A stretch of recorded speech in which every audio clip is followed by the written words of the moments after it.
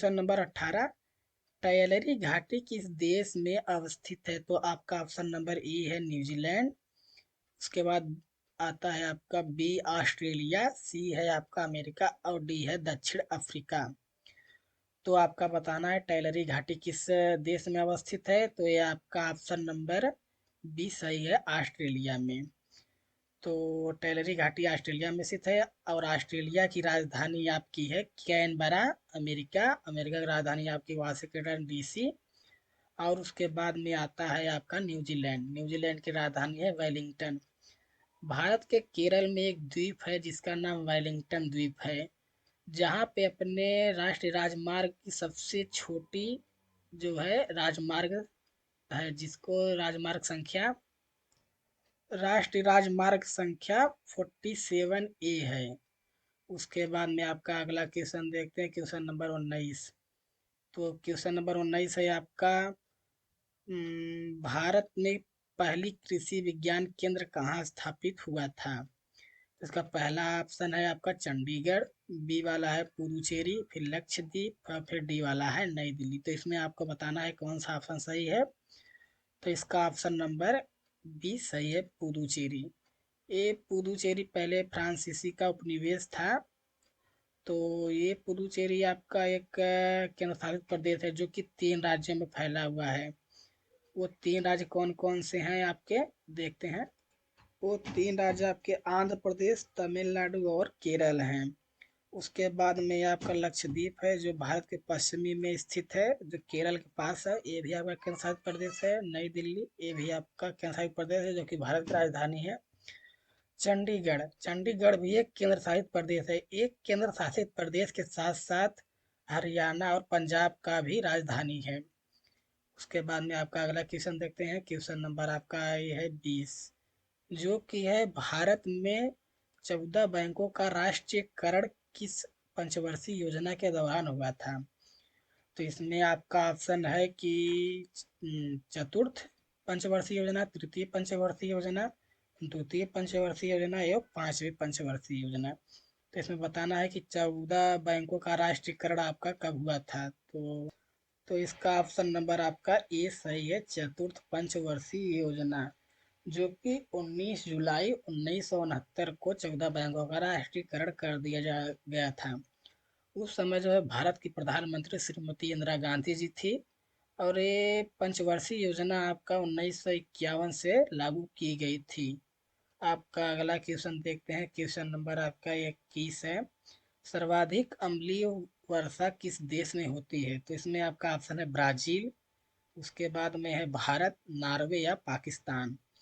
तो आपको बताना है किस देश में सर्वाधिक अम्लीय वर्षा होती है। तो इसका ऑप्शन नंबर आपका सी सही है, नॉर्वे। नॉर्वे में ही सबसे ज़्यादा अम्लीय वर्षा होती है। तो नॉर्वे की राजधानी ओस्लो है। ये तो आपको हमने ऊपर बताया। और ये आपका है ये ऑप्शन ब्राज़ील। ब्राज़ील में की राजधानी जो है ब्राज़ीलिया है, जो कि दक्षिण अमेरिका महाद्वीप का एक कंट्री है। उसके बाद आता है आपका पाकिस्तान। पाकिस्तान आपका पड़ोसी देश है, जिसकी राजधानी आपका इस्लामाबाद में है। भारत की राजधानी नई दिल्ली। तो आपका अगला क्वेश्चन देखते हैं, क्वेश्चन नंबर आपका है 22। तो 22 क्वेश्चन में क्या है, किसी भी विधि के लिए सर्वोच्च न्यायालय से परामर्श मांगने का अधिकार है?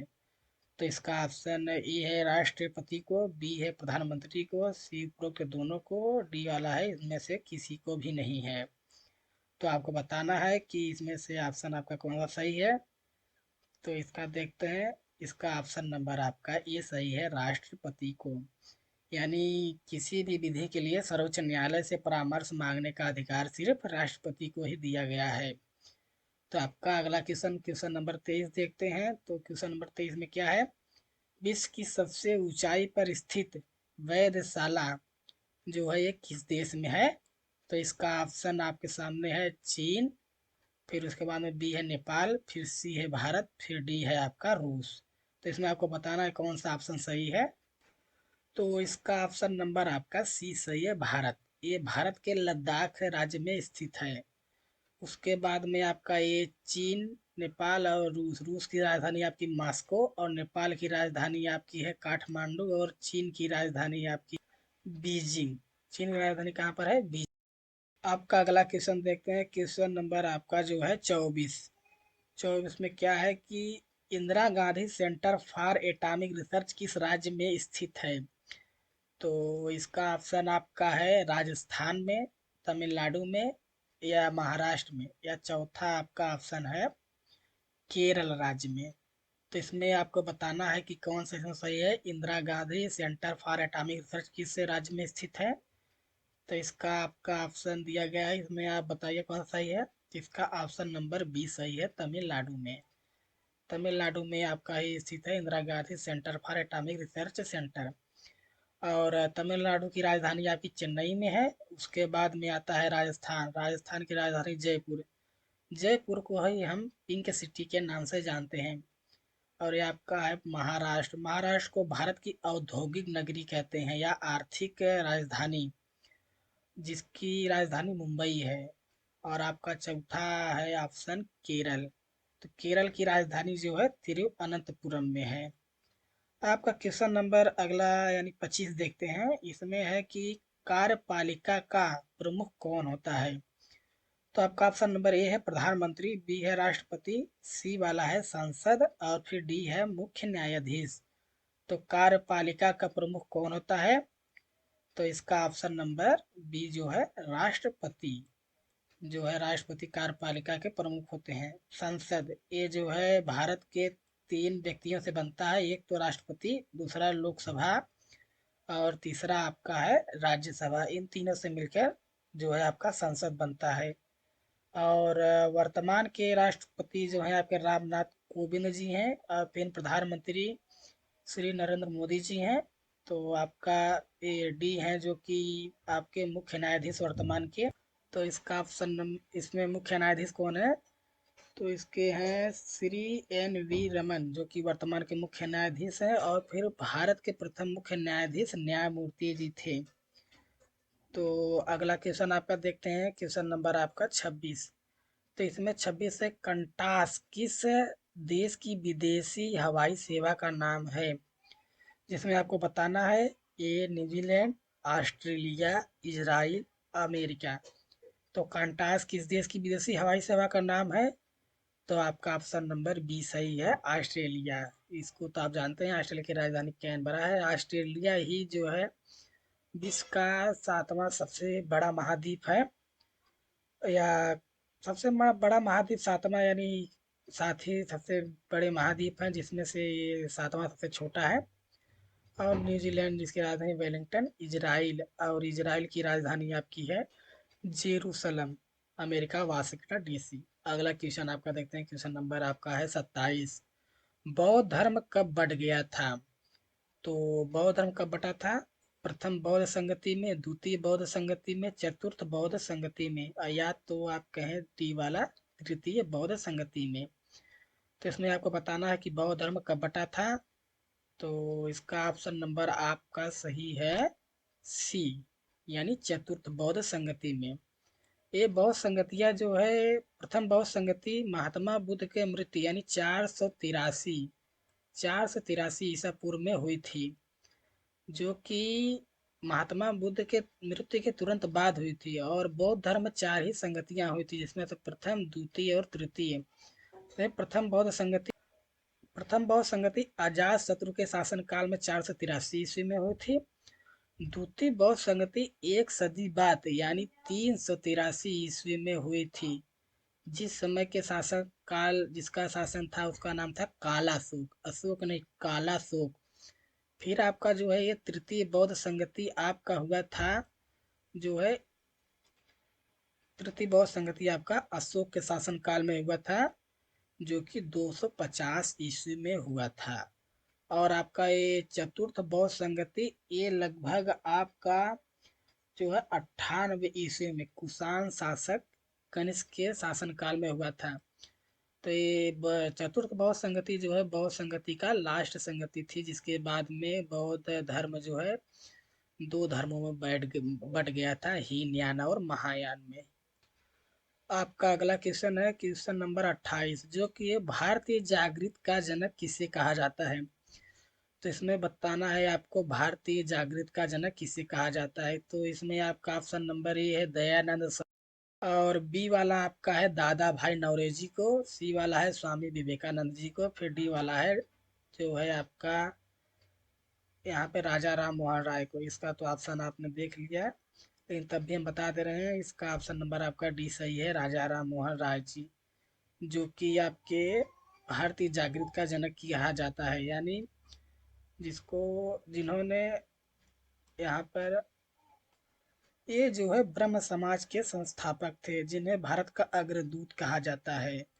और उसके बाद में आपका जो है सी स्वामी विवेकानंद जी, जो कि कृष्ण मिशन की स्थापना किए थे, जो कि इनके गुरु थे राम कृष्ण परमहंस। और उसके बाद में बी दादा भाई नौरोजी, इन्हें grand old man of India कहा जाता है।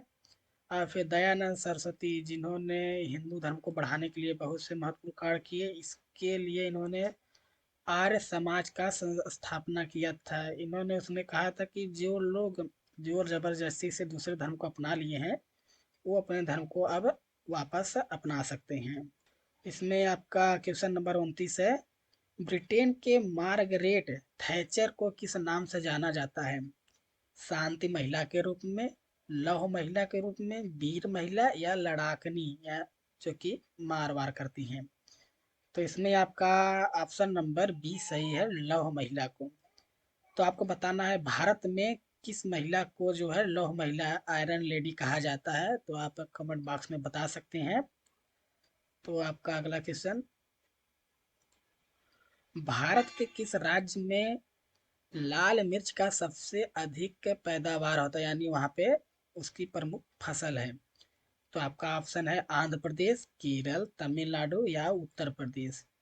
तो इसमें आपको बताना है इसका ऑप्शन नंबर कौन सा सही है। तो इसका ऑप्शन आपका जो है ए सही है, आंध्र प्रदेश। आंध्र प्रदेश में लाल मिर्च का सबसे ज़्यादा उत्पादन किया जाता है। और आपका आता है केरल। केरल की मुख्य फसलें यहाँ का जो है नारियल, और भारत का मसालों का बगीचा केरल को ही कहा जाता है। पूरे विश्व में सबसे ज़्यादा मसालों का उत्पादन भारत करता है, और उत्पादन के साथ निर्यातक भी भारत ही है प्रथम स्थान पे। तमिलनाडु, यहाँ पे सभी चीज़ें उगाई जाती हैं, यहाँ की जो है इलायची बहुत फेमस है। उसके बाद आता है उत्तर प्रदेश। उत्तर प्रदेश आलू, गन्ना, गेहूँ, इन सब में प्रथम स्थान रखता है उत्पादन में, या कहें तो खाद्यान्न फसलों में सब प्रथम स्थान उत्तर प्रदेश का ही है, जो कि क्षेत्रफल की दृष्टि से भारत का चौथा सबसे बड़ा देश है।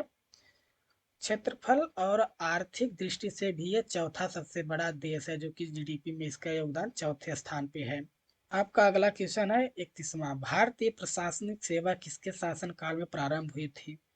तो इसमें आपका ऑप्शन नंबर एक है Lord Dalhousie, Warren Hasting, Lord Wellesley, Lord Cornwallis.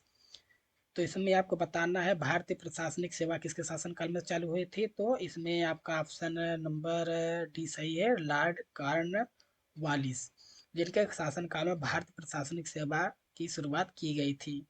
Lord Dalhousie के शासनकाल में ही प्रथम भारतीय रेल, जो कि 1853 में पुणे से थाने, मुंबई से थाने के बीच में चलाई गई थी। और उसके बाद में आपके आते हैं भारत के प्रथम governor general Lord William Bentinck थे। और आपके जो है लॉर्ड विलेजली, कहाँ पे इसमें ऑप्शन नहीं है, अच्छा लॉर्ड विलेजली, जो कि आपके इन्हीं के समय में द्वितीय आंग्ल मराठा युद्ध हुआ था, लॉर्ड विलेजली के टाइम में, जिसमें जो है अंग्रेजों की विजय हुई थी। उसके बाद आता है आपके लास्ट गवर्नर जनरल कौन थे? तो आपका लॉर्ड कैनिंग जो है अंतिम गवर्नर जनरल और प्रथम भारतीय वायसराय भी थे, क्योंकि 1857 की क्रांति के बाद जो है भारत में गवर्नर जनरल की उपाधि को हटा दिया गया था। उसके बाद गवर्नर जनरल को ही वायसराय कहा जाता था। तो 1857 की क्रांति के समय जो है भारत के गवर्नर जनरल लॉर्ड कैनिंग थे। तो उसके बाद उनको प्रथम भारतीय वायसराय भी कहा जाता है। तो आपका लास्ट भारतीय वायसराय कौन थे? तो आपके हैं माउंट बेटन, जिनके माउंट बेटन योजना के आधारित पर भारत और पाकिस्तान का विभाजन हुआ था। आपका अगला क्वेश्चन देखते हैं, क्वेश्चन नंबर आपका है 32। तो 32 में है, बौद्ध संघ सम्मिलित होने के